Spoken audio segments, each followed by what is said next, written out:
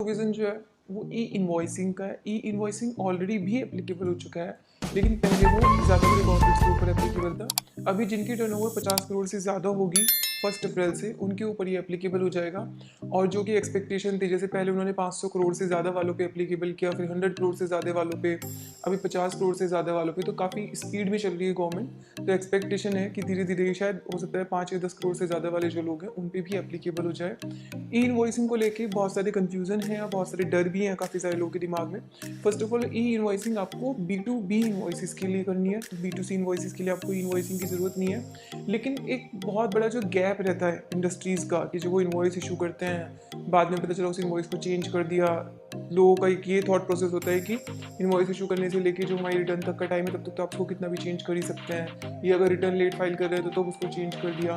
तो ई इनवॉइसिंग एक तरीके से कर्व करेगा उन प्रैक्टिसेस को, और एक बार आपने अगर इनवॉइस रेज कर दिया तो वो एक रिकॉर्ड में आ जाएगा। तो ई इनवॉइस का मतलब आपको ये नहीं है कि आपको इलेक्ट्रॉनिकली कहीं जाके इनवॉइस रेज करना है। इनवॉइस आप वैसे ही रेज करेंगे जैसे आप आज तक करते आ रहे थे, बस आपको उसको एक तरीके से गवर्नमेंट के पास रजिस्टर करा के उसका एक IRN नंबर वो जनरेट करवा के उस इनवॉइस के ऊपर प्रिंट करना होगा। यानी कि अब इनवॉइस वही माना जाएगा जिसको कि आप ई इनवॉइसिंग के थ्रू इशू करेंगे, यानी कि जिसकी आपने ई इनवॉइसिंग करवा दी, मतलब जिसकी डिटेल्स फिल करके आपने IRN उसका जनरेट करा लिया गवर्नमेंट के पोर्टल से। इसके लिए काफ़ी सारे सॉफ्टवेयर्स अवेलेबल हैं, काफ़ी सारी APIs हैं अलग अलग सर्विस प्रोवाइडर्स की, बट इसके लिए डायरेक्टली भी आप कर सकते हो। लेकिन अगर आपको वॉल्यूम बहुत ज़्यादा है तो आप इसको नहीं कर पाओगे, क्योंकि उतनी फिर वर्कफोर्स आपको ज़्यादा कॉस्टिंग देगी बजाय कोई सॉफ्टवेयर यूज़ करने के। तो आप लोग इसको प्रॉपरली एक सॉफ्टवेयर के थ्रू कर सकते हो। लाइक APIs हैं अलग अलग, कुछ लोग टेली कनेक्टर्स भी प्रोवाइड कर रहे हैं, so you can use any of दो सॉफ्टवेयर्स। अच्छा, ई इनवॉइसिंग के साथ में अब कुछ इंपॉर्टेंट चीज़ें हैं जो इस प्रोविज़न के सामने से नहीं दिखती, मतलब क्लियरली नहीं दिखती, बट बैकएंड में वो हो गई हैं। क्या? पहली चीज़ तो ये कि ई इनवॉइस आपने जितने भी अपने रजिस्टर किए हैं उन सब का डेटा आपके GSTR 1 के अंदर ऑटो पॉपुलेट होगा। अब कुछ कन्फ्यूज़न, सबसे पहला सवाल ये कि जो मैंने ई इनवॉइस करा लिया अपना इनवॉइस, क्या मैं उसको कैंसिल कर सकते हैं? तो आपको 24 आवर्स का टाइम मिलता है, आप उसको कैंसिल कर सकते हैं, आपके पास बिल्कुल टाइम है। अच्छा, यहाँ पे आपको एक प्रॉब्लम आएगी, आपको अपने सॉफ्टवेयर और वेंडर से भी बात करनी पड़ेगी, और आप अगर मैनुअल कर रहे हो तो आपको खुद देखना पड़ेगा।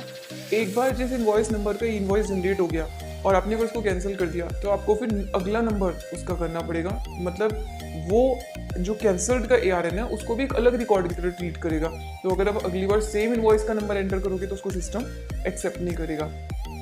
दूसरी इंपॉर्टेंट चीज़, अब जो छोटे वेंडर्स हैं उनके लिए एक टास्क बढ़ गई है। आप में से जितने भी लोग छोटे वेंडर्स हैं, आपके जो ऐसे सर्विस प्रोवाइडर्स हैं, आपके जो ऐसे सप्लायर्स हैं जो बेसिकली ये जिनसे आप परचेजेस कर रहे हैं, वो ई इनवॉइस वाले, मतलब वो ऐसे हैं जिनकी टर्नओवर 100 करोड़ से ज़्यादा है, या अभी 1 अप्रैल के बाद 50 करोड़ से ज़्यादा हो जाएगी। देखिए, एक बिजनेस के लिए 50 करोड़ की टर्नओवर बहुत बड़ी अमाउंट नहीं होती है, बिकॉज 50 करोड़ कई बार हो सकता है कि आपका बहुत ज़्यादा जो मतलब वॉल्यूम इंटेंसिव वर्क हो, तो आपका हो सकता है कि प्रॉफिटेबिलिटी बहुत कम हो, वो तो एक बहुत अलग फैक्टर हो गया। लेकिन आपको ई इनवॉइसिंग की फिर भी मैंडेटरी रिक्वायरमेंट आ गई हो, तो जिन लोगों से आप परचेज कर रहे हैं, ध्यान रखिए, अगर उन पर लाइबिलिटी है ई इनवॉइसिंग की, तो आपको जो इनवॉइस अब वो इशू कर रहे हैं, आपको उन्हें प्रॉपर्ली चेक करना पड़ेगा कि उनके ऊपर उन्होंने IRN नंबर जो है वो मेंशन किया हुआ है या नहीं हुआ है।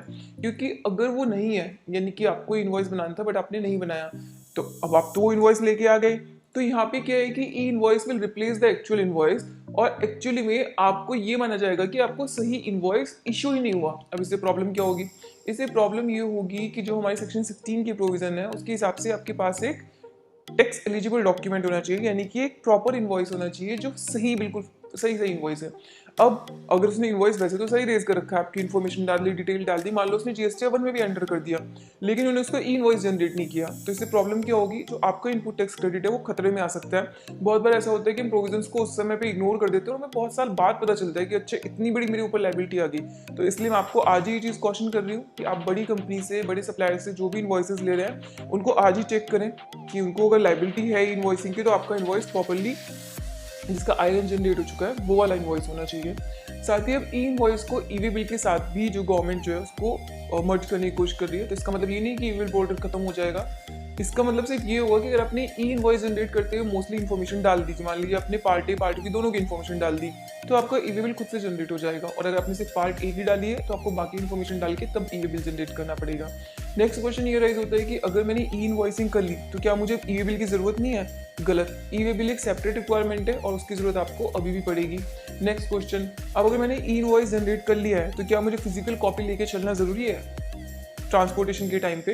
तो आपको जरूरी नहीं है, आप आईएन नंबर से उसको अगर चेक करा सकते हैं तो आप क्यूआर कोड के अंदर इन्फॉर्मेशन स्टोर करके अपने फोन के अंदर रख सकते हैं। लेकिन अगर आपने नहीं रखी है तो आपको फिजिकल कॉपी लेके जाना पड़ेगा। जनरली क्या होता है कि जो ट्रांसपोर्टर होते हैं, जब हमारा सामान लेके जो जाने वाले लोग होते हैं वो जनरली ट्रक ड्राइवर होते हैं, तो उनके पास हो सकता है कि स्मार्टफोन ना हो, क्योंकि ये गवर्नमेंट को जरूर समझना है कि इंडिया की बहुत बड़ी आबादी के पास अब भी इंटरनेट की एक्सेस और स्मार्टफोन नहीं है।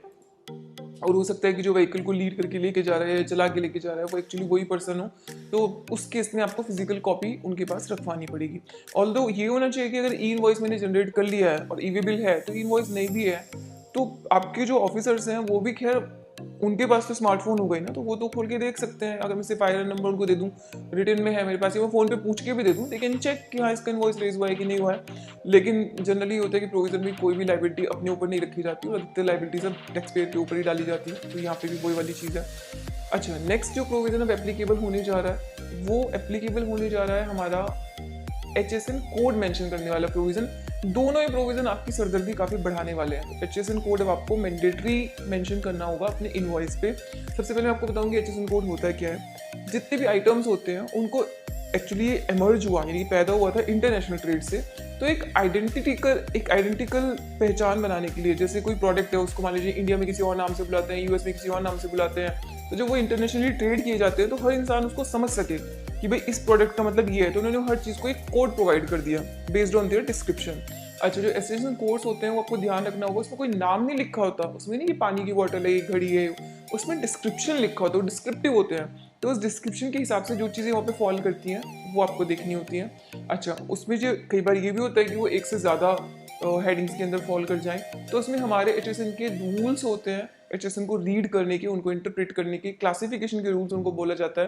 देयर आर 6 रूल्स, वो रूल्स आपको देखने होते हैं इसके केस में। काफ़ी सारे केस लॉज भी हैं इस पे, मैंने ऑलरेडी HSN क्लासिफिकेशन पे एक वीडियो बनाई हुई है, आप उसको चेक कर सकते हैं, उसको देख सकते हैं अगर आप समझना चाहते हैं। और सर्विसेज के लिए भी हमारे जो SSC कोड्स हैं हमें मैंडेटरी मेंशन करने होंगे अपने इनवॉइस पे। किसको मेंशन करने होंगे? सबको मेंशन करने होंगे। अच्छा, आपको जो छोटे टैक्स पेयर्स हैं, यानी कि जिनकी 5 करोड़ तक टर्नओवर है, उनको सिर्फ 3 डिजिट तक चल जाएगा, लेकिन जो उससे बड़े टैक्स पेयर्स हैं उनको 6 डिजिट करनी पड़ेंगी। ऑल्दो जो लोग एक्सपोर्ट और इंपोर्ट करते हैं उनको ऑलरेडी ही HSN कोड मेंशन करना ही पड़ता है, तो उनको जो उनकी रिक्वायरमेंट है, मान लीजिए कस्टम्स के हिसाब से अगर आपको ज़्यादा डिजिट्स की रिक्वायरमेंट है तो चाहे आप इधर फॉल कर रहे हो नहीं कर रहे हो, आपको तो मेंशन करना ही पड़ेगा, क्योंकि आप ऑलरेडी पहले से भी करते आए हो। तो ये 2 इंपॉर्टेंट प्रोविजन है HSN कोड को। अब दिक्कत ये होगी कि इससे मुझे प्रॉब्लम क्या है। एक तो आपको ध्यान रखना है कि कई बार ना इंडस्ट्री की चेन में ऐसा होता है कि जिससे मैंने परचेज किया उसने कोई और HSN लिखा हुआ है, मैंने उस पर कुछ और HSN लिख दिया, आगे सेल जिसको किया उसने कुछ और HSN लिख दिया। अच्छा, कुछ केस में तो ये होगा भी, जैसे मान लीजिए मैंने कोई प्रोडक्ट लिया, मैंने एक मशीनरी का एक पार्ट लिया, तो मुझे तो कुछ और HSN लिख के आया। अब मैंने उसको इनकॉर्पोरेट करके असेंबल करके मशीन में उसको मैंने फिर किसी और को सेल कर दिया, तो HSN खुद भी चेंज हो गया, क्योंकि मशीनरी का HSN तो डिफरेंट होगा। तो कुछ केस में तो ये जेन्युइन बनता है, कुछ केस में लोगों के क्लासिफिकेशन इश्यूज होते हैं, इसलिए क्या होता है कि कुछ सप्लायर कोई और HSN यूज कर रहे हैं, कुछ सप्लायर कुछ और HSN यूज कर रहे हैं। और एक और ये भी रीजन था कि गवर्नमेंट जो है नाउ दे कैन ट्रेस कि भैया अगर आपने परचेज X किया है then how is it possible कि आप Y सेल कर रहे हो। मार्केट में बहुत सारे लोग, बहुत सारे फ्रॉडलेंट लोग ये कर रहे हैं कि परचेज उनकी कुछ भी होती है, वो सेल किसी भी और चीज़ की दिखा देते हैं।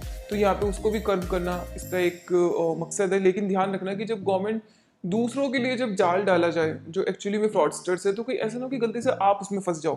तो इसके लिए बहुत ज़रूरी है कि आप अपना HSN सही से ट्रेस करके उसको अपने इनवॉइस पे मेंशन करें। और अगर आपको नहीं फाइंड आउट हो रहा है तो आप एज ए जर्नल देखें कि आपकी इंडस्ट्री प्रैक्टिस क्या है और जनरली आपके आइटम पे क्या HSN कोड यूज़ किया जाता है। देन आप क्लासिफिकेशन में जाके एक बार चेक कर सकते हैं कि वो करेक्ट है या नहीं। अगर करेक्ट नहीं है तो 1 अप्रैल से पहले ही उसके बारे में अपनी कोई ओपिनियन फॉर्म कर लें, एक्चुअल में पता कर लें कि आपका क्या है। अदरवाइज हो सकता है कि आपने तो मान लीजिए बॉटल सेल की, HSN आपने किसी और चीज़ का लिख दिया, तो गवर्नमेंट बोलेगी तुमने बॉटल सेल की तो HSN किसी और आइटम का कैसे लिख दिया। तो कल को वो चीज़ जो है आपको पेनल्टी के लिए लाइबल बना सकती है। आपकी टर्नओवर मतलब आपको कितना बड़ा कॉन्सिक्वेंस हो सकता है वो तो केस टू केस बेसिस पे पता चलेगा, लेकिन हो सकता है वो बोल दे कि भाई तुमने तो टर्नओवर ही सारी गलत दिखा रखी है, या वो बोले कि तुमने तो जो तुम फ्रॉड कर रहे हो गवर्नमेंट के साथ में, लिख कुछ और हो ये कुछ और कर रहे हो। और अगर अनफॉर्चुनेटली दो अलग अलग HSN में फॉल करती हो एंट्री, उनके टैक्स रेट अलग हो, फिर तो आप पक्का पक्का ही फंसेंगे, क्योंकि टैक्स रेट अलग होने का मतलब तो ये कि आपने अगर कम पे लगा दिया तो गवर्नमेंट बोली इस पर तो ज़्यादा लगना था, आपने कम की चार्ज किया है तो आप वैसे लाइबिलिटी आ जाएगी, वन ऑफ द ऑफेंसेस में फॉल कर जाओगे। तो ये दो बहुत इंपॉर्टेंट प्रोविजन है जिसके लिए आपको अभी से प्रिपरेशन करनी है, क्योंकि आपको बहुत सारे सिस्टम के चेंजेस की रिक्वायरमेंट पड़ेगी। इसके लिए आपको अपनी जो करंट सिस्टम है उससे काम नहीं चलेगा, आपको अपने करंट सिस्टम में चेंजेस करने पड़ेंगे। अगर आप सिस्टम सॉफ्टवेयर यूज़ कर रहे हैं तो उसमें आपको चेक करना पड़ेगा कि आपका सॉफ्टवेयर जो है उसको सपोर्ट करते हैं कि नहीं करते हैं। तो ये सारी चीज़ें आपको इसमें पहले से देख के चलना पड़ेगा। तो it was a video to make you ready. First April से जो चेंजेस आ रहे हैं उन सब के लिए आपको मेंटली प्रिपेयर्ड करना